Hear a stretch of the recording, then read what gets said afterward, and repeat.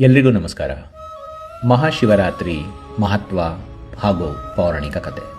ಮಹಾಶಿವರಾತ್ರಿ ಹಿಂದೂ ಧರ್ಮದಲ್ಲಿ ಅತ್ಯಂತ ಪವಿತ್ರ ಹಾಗೂ ಶ್ರೇಷ್ಠ ಹಬ್ಬಗಳಲ್ಲಿ ಒಂದಾಗಿದೆ. ಈ ದಿನ ಭಕ್ತರು ಉಪವಾಸ, ಭಜನೆ, ಜಾಗರಣೆ ಹಾಗೂ ವಿಶೇಷ ಪೂಜೆಗಳನ್ನು ನಡೆಸುತ್ತಾರೆ. ಇದರಲ್ಲಿ ಒಂದು ಕಥೆ ಇದೆ, ಶಿವ ಮತ್ತು ಪಾರ್ವತಿಯ ದೈವಿಕ ವಿವಾಹ. ಅದೇನೆಂದರೆ, ಆ ದಿನ ಭಗವಾನ್ ಶಿವನು ಪಾರ್ವತಿಯನ್ನು ಮದುವೆಯಾದ ಕ್ಷಣ ಎಂದು ಹಲವಾರು ಪುರಾಣಗಳು ವಿವರಿಸುತ್ತದೆ. ಮಾತಾ ಪಾರ್ವತಿ ಹಿಂದಿನ ಜನ್ಮದಲ್ಲಿ ಸತಿ ದೇವಿ ಎಂಬ ಹೆಸರಿನಲ್ಲಿ ಶಿವನ ಪತ್ನಿಯಾಗಿದ್ದಳು. ಆದರೆ ದಕ್ಷಿಣ ರಾಜನ ಯಜ್ಞದಲ್ಲಿ ಸತಿಗೆ ಅಪಮಾನವಾದಾಗ ಅವಳು ಅಗ್ನಿಯಲ್ಲಿ ಆತ್ಮತ್ಯಾಗ ಮಾಡುತ್ತಾಳೆ.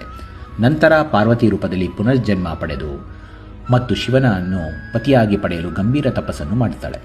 ಪಾರ್ವತಿಯು ತಪಸ್ಸಿನಿಂದ ಮೆಚ್ಚಿದ ಶಿವನು ಆಕೆಗೆ ಹತ್ತಿರವಾಗಿ ಆ ದಿನದಂದು ದೈವಿಕ ವಿವಾಹ ನೆರವೇರಿತು. ಈ ಕಾರಣದಿಂದ ಮಹಾಶಿವರಾತ್ರಿಯನ್ನು ಆ ದಿನ ವಿಶೇಷವಾಗಿ ಆಚರಿಸಲಾಗುತ್ತದೆ.